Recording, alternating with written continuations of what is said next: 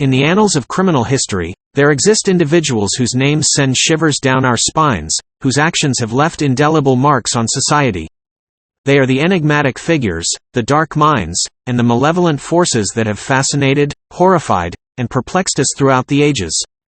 Today, we delve into the chilling depths of human darkness as we unveil the 10 most notorious killers the world has ever known. From twisted motives to heinous acts, these individuals have left a trail of tragedy and terror in their wake.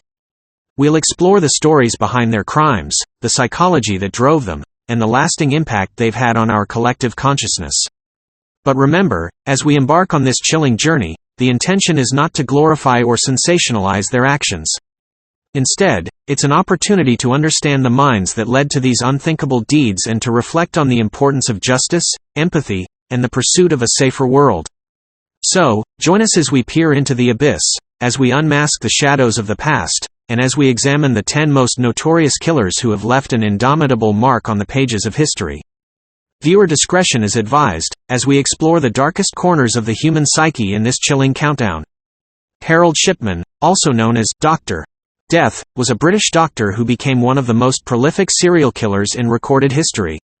Born on January 14, 1946, Shipman was a general practitioner in the United Kingdom who used his medical position to murder his patients.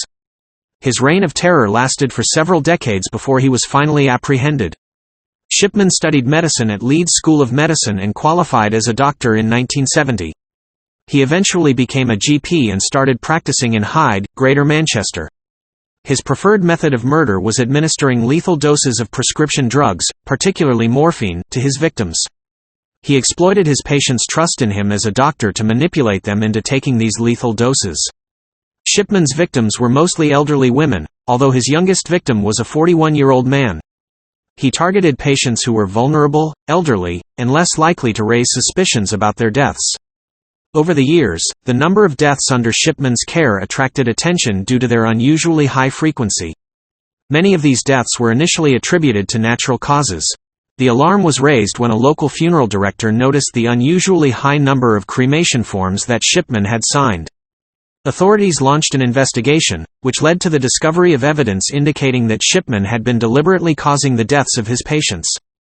In 2000, Shipman was arrested and subsequently charged with 15 counts of murder and 1 count of forgery. He was found guilty on all counts in January 2000 and was sentenced to life imprisonment. He was ordered to serve 15 concurrent life sentences. Shipman's crimes shocked the medical community and the public alike. They prompted changes in medical and legal practices, including greater scrutiny of doctors' prescribing habits and the establishment of procedures to identify and prevent similar situations. Harold Shipman was found dead in his prison cell on January 13, 2004. He had hanged himself with bedsheets. His death ended the possibility of further legal proceedings against him and left unanswered questions about his motives and the full extent of his crimes. Harold Shipman's case remains a stark reminder of how individuals in positions of trust can abuse their authority for nefarious purposes. His actions had a profound impact on the medical profession, leading to increased vigilance in monitoring doctors' behavior and practices to prevent similar tragedies in the future. Luis Garavito, also known as La Bestia, the Beast, is a Colombian serial killer and child rapist who gained international notoriety for his heinous crimes. Born on January 25, 1957, in Colombia, Garavito is one of the most prolific serial killers in history, with a confirmed body count that exceeds 140 victims, mostly young boys. Garavito's modus operandi involved luring young boys, often from impoverished backgrounds, with offers of money, gifts, or jobs. Once he gained their trust, he would take them to a secluded area, where he would sexually assault, torture, and murder them. Garavito's crimes occurred across various regions of Colombia. He targeted vulnerable communities and often used the disguise of a harmless beggar or street vendor to approach his victims. Garavito's crimes came to light in the late 1990s when mass graves containing the remains of his victims were discovered. His case led to a nationwide manhunt. He was arrested in 1999 and initially sentenced to 1,853 years in prison, though Colombian law capped maximum sentences at 40 years. Garavito cooperated with authorities by providing information about the locations of some of his victims' remains.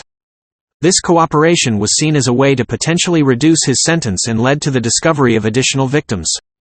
In 2000, Garavito was convicted of the murders of 138 boys, making him one of the most prolific serial killers in history. His convictions were based on the evidence provided by his confessions, as well as the recovered remains. Due to Colombian law at the time, Garavito's sentence was reduced to a maximum of 22 years in prison. This reduction was based on his cooperation with authorities and other legal factors. In Colombia, he would be eligible for parole after serving a significant portion of his sentence. The relatively lenient sentence sparked outrage and led to calls for legal reforms in Colombia to address the punishment for such heinous crimes. Many Colombians were appalled by the possibility that Garavito could be released from prison in the future. Luis Garavito's case remains a chilling reminder of the extent to which a serial killer can prey on vulnerable individuals, especially children. His story has drawn attention to the need for improved law enforcement efforts, legal reforms, and social support systems to protect children and vulnerable populations from such predators. While Luis Garavito's crimes are horrifying, they have also led to increased awareness of the importance of protecting children and preventing similar atrocities from occurring in the future. Pedro Lopez, often referred to as the "monster of the Andes," is a Colombian serial killer who gained infamy for his brutal crimes against young girls. Born on October 8, 1949, in Colombia, Lopez is one of the most notorious serial killers in history, with a confirmed body count of over 110 victims, primarily young girls. Lopez's modus operandi involved luring young girls, typically between the ages of 8 and 12, with offers of money, gifts, or promises of help. Once he gained their trust, he would take them to a secluded location, where he would sexually assault, torture, and murder them. He often strangled his victims. Lopez's crimes spanned several countries in South America, including Colombia, Ecuador, and Peru. He roamed these countries and targeted areas with vulnerable populations. In 1980, Lopez was apprehended by police in Peru after a failed abduction attempt. He was charged with attempted abduction but was later released due to lack of evidence. He was captured again in 1983 in Colombia after an attempted abduction, and this time he confessed to his crimes. Lopez's confession shocked authorities as he provided detailed accounts of his murders and led investigators to numerous graves containing the remains of his victims. His revelations led to a multinational manhunt and investigation. Lopez was found guilty of 110 counts of murder in Colombia and was initially sentenced to a psychiatric institution due to concerns about his mental state. However, Colombian law at the time capped maximum sentences at 30 years, so he served a reduced sentence. In a controversial decision, Lopez was released from a psychiatric institution in 1998 after serving his reduced sentence. His release sparked outrage among the public and raised concerns about the potential danger he posed to society. After his release, Lopez's whereabouts were largely unknown. Authorities in Colombia attempted to locate him, but he managed to avoid recapture and remained off the radar. Lopez's release and disappearance fueled concerns that he might continue his murderous activities or that he might be preying on vulnerable populations once again. Pedro Lopez's case highlights the challenges that legal systems face when dealing with prolific serial killers and the complex nature of their sentences. His ability to evade capture after his release raised significant concerns and highlighted the need for improved international cooperation in apprehending and monitoring dangerous criminals. Ted Bundy was an American serial killer, kidnapper, rapist, and necrophile who gained widespread notoriety for his charming demeanor and his heinous crimes. Born on November 24, 1946, Bundy's life and crimes have been the subject of extensive media coverage, documentaries, books, and discussions. Here are some key points about Ted Bundy. Bundy was born in Burlington, Vermont. He was considered intelligent and charismatic, often using these qualities to manipulate and charm his victims. Bundy's modus operandi involved luring young women, often college students, by posing as someone in need of assistance, such as pretending to be injured or needing help with his car. Once he gained their trust, he would overpower and abduct them. Bundy's confirmed victim count is believed to be at least 30 young women, although the actual number could be higher. He was known for his brutal and violent crimes, often involving sexual assault and mutilation. Bundy's ability to escape from custody multiple times further fueled his notoriety. He escaped twice from law enforcement custody, once from a courthouse and another time by digging a hole in his cell. During his time on the run, he committed more murders. Bundy was finally apprehended in 1975 and faced multiple trials for his crimes in different states. He often acted as his own attorney, which gave him the opportunity to cross-examine witnesses and gain media attention. While initially maintaining his innocence, Bundy eventually confessed to his crimes in the hope of delaying his execution. He was sentenced to death and spent years on death row. He was executed in the electric chair on January 24, 1989, in Florida. Bundy's case had a profound impact on public awareness of serial killers and the danger of charismatic predators. His ability to blend in and appear normal shocked the public and changed perceptions of who serial killers could be. Bundy's story has been the basis of numerous books, documentaries, movies, and television shows. His case remains a topic of fascination and study in criminal psychology and criminology. Bundy's case has been extensively studied by psychologists and criminal profilers. He is often discussed in terms of his psychopathy, manipulative behavior, and the role of his upbringing and psychological factors in shaping his criminal actions. Ted Bundy's crimes and the subsequent media attention have left a lasting impact on society's understanding of criminal behavior, criminal profiling, and the psychology of serial killers. He remains one of the most infamous and studied serial killers in history. If you are interested to find out more about Ted Bundy, there is a very detailed documentary about him on this channel. John Wayne Gacy, often referred to as the Killer Clown, was an American serial killer and sex offender who committed a series of heinous crimes that shocked the nation. Born on March 17, 1942, Gacy's crimes involved the sexual assault and murder of young boys. Here are some key points about John Wayne Gacy. Gacy was born in Chicago, Illinois. He appeared to lead a normal life, running a successful contracting business and engaging in community activities. Gacy's modus operandi involved luring young boys to his home under the pretext of offering them jobs, money, or simply spending time together. He would then sexually assault and murder them.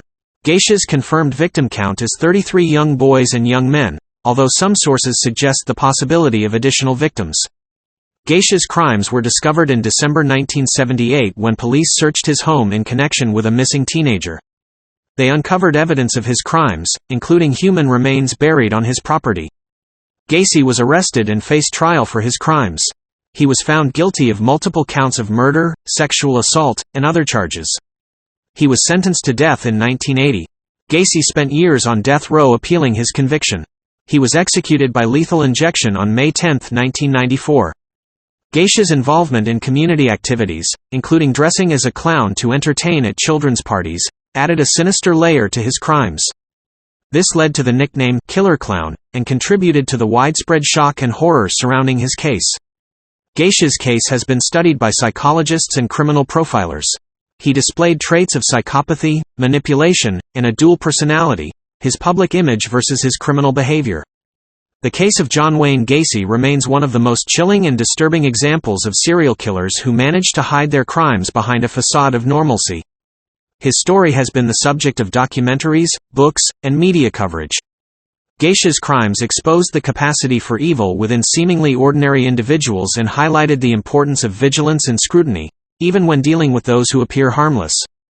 His case also contributed to the public's heightened awareness of the potential danger posed by individuals who manipulate and exploit the trust of others. Jeffrey Dahmer, also known as the Milwaukee Cannibal, or the Milwaukee Monster, was an American serial killer and sex offender who committed a series of gruesome crimes that shocked the world. Born on May 21, 1960, Dahmer's crimes involved the rape, murder, and dismemberment of his victims. Here are some key points about Jeffrey Dahmer. Dahmer was born in West Allis, Wisconsin. As a child, he exhibited signs of troubled behavior, including cruelty to animals and a fascination with dissection. Dahmer's modus operandi involved luring young men, often from marginalized communities, to his apartment under the pretext of offering them money, alcohol, or sexual favors. Once there, he would drug them, sexually assault them, and then murder them. Dahmer's confirmed victim count is 17 young men, although there is evidence to suggest that he may have had more victims. Dahmer's crimes were discovered in 1991 when one of his intended victims managed to escape and alerted the police. When police searched Dahmer's apartment, they found evidence of his heinous acts, including body parts, photographs, and a collection of preserved body parts. Dahmer was arrested and confessed to his crimes. He provided chilling details of how he killed and dismembered his victims. Dahmer faced trial in 1992 and was found guilty of 15 counts of murder. He was sentenced to 16 life terms in prison. His crimes shocked the nation and the world. In 1994, Dahmer was beaten to death by a fellow inmate while serving his sentence at the Columbia Correctional Institution in Portage, Wisconsin. Dahmer's case has been the subject of psychological analysis and discussion among experts. He exhibited signs of necrophilia, dismemberment fetishism, and a disturbing desire to exert complete control over his victims. Dahmer's case garnered extensive media coverage and inspired books, documentaries, and movies. His crimes have had a lasting impact on public perceptions of serial killers and their psychology. Dahmer's case is a grim reminder of the depths of human depravity and the capacity for extreme violence within individuals. His crimes also highlighted the importance of early intervention and psychological support for individuals who exhibit concerning behavior. Andrei Chikatilo, known as the Butcher of Rostov, was a Soviet serial killer who terrorized the Soviet Union during the 1970s and 1980s. His crimes involved the brutal murder and mutilation of numerous victims, many of whom were women and children. Here are some key points about Andrei Chikatilo. Chikatilo was born on October 16, 1936, in the Ukrainian SSR, now Ukraine. He grew up during a period of turmoil and upheaval, including the famine caused by Joseph Stalin's policies. Chikatilo's modus operandi involved luring his victims, often through offers of help, to remote areas where he would then sexually assault, mutilate, and murder them. He was known for his extreme violence, including acts of cannibalism. Chikatilo's confirmed victim count is 53, although he claimed to have killed many more. His victims included women, children, and teenagers. Chikatilo's crimes led to a massive investigation by Soviet authorities, but initially, the police struggled to identify the killer due to the nature of the crimes and a lack of forensic technology. Chikatilo was arrested in 1990 after he was caught acting suspiciously near a train station. Eventually, he confessed to his crimes and provided details that only the killer would know. He faced trial in 1992. Chikatilo's case has been extensively studied by psychologists and criminal profilers. He displayed signs of sadism, sexual dysfunction, and a complex psychological profile. In 1992, Chikatilo was found guilty of 53 counts of murder and was sentenced to death. He was executed by firing squad on February 14, 1994. Chikatilo's case had a significant impact on Soviet society, leading to increased awareness of the dangers of serial killers and the importance of improving law enforcement techniques and forensic analysis. Chikatilo's crimes and trial garnered widespread media coverage both within the Soviet Union and internationally. His case has been the subject of books, documentaries, and movies. Andrei Chikatilo's case stands as a harrowing example of the extent to which a serial killer can wreak havoc on society, especially when investigative resources and techniques are limited. His crimes expose the need for improvements in law enforcement practices and psychological profiling to identify and apprehend dangerous criminals. Richard Ramirez, also known as the Night Stalker, was an American serial killer, rapist, and burglar who terrorized Southern California during the mid-1980s. His crimes were characterized by their brutality and randomness, and he struck fear into the hearts of residents throughout the region. Here are some key points about Richard Ramirez. Ramirez was born on February 29, 1960, in El Paso, Texas. He had a troubled upbringing, with exposure to violence and substance abuse. Ramirez's modus operandi involved entering homes at night and attacking his victims while they were sleeping. He would often use weapons such as guns, knives, and blunt objects to subdue and murder his victims. Ramirez targeted a wide range of individuals, including men, women, and children. His attacks were often accompanied by sexual assault, robbery, and ritualistic behaviors. Ramirez's crimes garnered extensive media coverage, and his eerie appearance and vicious acts contributed to his infamous nickname, the Night Stalker. The fear generated by the Night Stalker led to a massive manhunt by law enforcement. Residents of Southern California were on high alert, locking doors and windows in an attempt to protect themselves. In 1985, Ramirez was finally captured by residents in East Los Angeles after being recognized from media coverage. He was arrested and later convicted of 13 counts of murder, 5 counts of attempted murder, 11 counts of sexual assault, and 14 counts of burglary. Ramirez's case shocked the public due to the randomness and brutality of his crimes. His attacks left survivors traumatized and communities in fear. Ramirez was sentenced to death in 1989. However, his case was still under appeal when he died in prison on June 7, 2013, due to complications related to B-cell lymphoma. Ramirez's case has left a lasting impact on popular culture, inspiring books, documentaries, movies, and television shows. His crimes are often referenced in discussions about the nature of evil and the effects of media coverage on criminal behavior. Richard Ramirez's reign of terror left a dark mark on the history of crime in the United States. His case highlighted the profound impact that a single individual's actions can have on an entire community, and it underscored the importance of cooperation between law enforcement and the public in apprehending dangerous criminals. Aileen Wuornos was an American serial killer who gained notoriety for her crimes during the late 1980s and early 1990s. Her case was unique in that she was a female serial killer, and her troubled background and the circumstances surrounding her crimes raised significant discussions about mental health, self-defense, and the criminal justice system. Wuornos was born on February 29, 1956, in Rochester, Michigan. Her early life was marked by instability, abuse, and hardships, including allegations of sexual abuse. Wuornos's modus operandi involved targeting men, often those who solicited her for sex work, and then shooting them. She claimed that her actions were in self-defense, as she believed she was being attacked or threatened. Wuornos was convicted of killing 7 men between 1989 and 1990. She initially claimed that all her killings were in self-defense, but later recanted some of her statements. Wuornos was arrested in 1991 after one of her victims' bodies was discovered. She was tried for the murders and, despite her claims of self-defense, was convicted and sentenced to death. Wuornos's case sparked debates about the death penalty, mental health, and the legal definition of self-defense. Her troubled background, including a history of abuse and mental health issues, raised questions about her capacity to stand trial and the circumstances leading to her actions. Wuornos's story attracted significant media attention and was the subject of documentaries, books, and movies. Her case drew sympathy from some quarters due to her history of abuse and struggles with mental health. Wuornos was executed by lethal injection on October 9, 2002, in Florida. Her case was widely discussed due to her status as a female serial killer and the complexities surrounding her motivations. Aileen Wuornos's case remains a subject of debate and controversy, with discussions about the intersection of mental health, abuse, self-defense, and criminal behavior. Her story has also highlighted the challenges of understanding and addressing the circumstances that lead individuals to commit violent crimes. Wuornos's case challenges our understanding of criminal behavior and the complex interplay of factors that contribute to violent acts. Her life and crimes have sparked discussions about the roles of nature and nurture in criminal behavior and have prompted debates about the appropriate legal and societal responses to individuals with histories of trauma and mental health struggles. Jack the Ripper is the nickname given to an unidentified serial killer who operated in the Whitechapel district of London in 1888. The case remains one of the most famous unsolved mysteries in criminal history.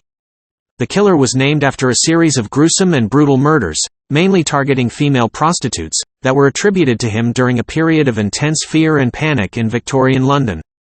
Jack the Ripper is believed to have committed at least 5 brutal murders between August and November 1888. The victims, known as the Canonical Five, were Mary Ann Nichols, Annie Chapman, Elizabeth Stride, Catherine Eddowes, and Mary Jane Kelly. The killer's modus operandi typically involved targeting prostitutes, mutilating their bodies in a highly gruesome manner, and often removing organs. The brutality and precision of the killings suggested a certain level of anatomical knowledge. The murders received extensive media coverage and fueled public hysteria and fear in London's East End. Letters, possibly sent by the killer, were received by the media and authorities, adding to the notoriety of the case. Despite numerous investigations, extensive media coverage, and many theories and suspects proposed over the years, the identity of Jack the Ripper remains unknown.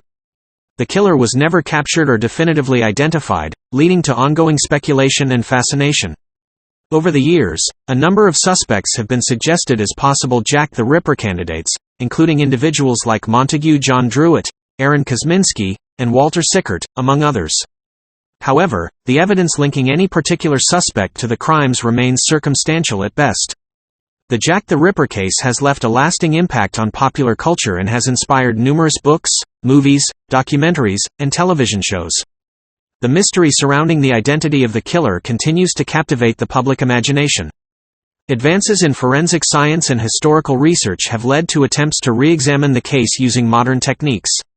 However, due to the passage of time and the limited nature of available evidence, definitively identifying the killer remains an extremely difficult task. The Jack the Ripper case is an enduring mystery that continues to capture the interest of people around the world. The story of the unidentified serial killer and the gruesome murders he committed have become synonymous with the dark and shadowy side of Victorian London and remain a topic of fascination, speculation, and debate. I hope this was interesting to you. Hope to see you again. Thank you for watching. Bye.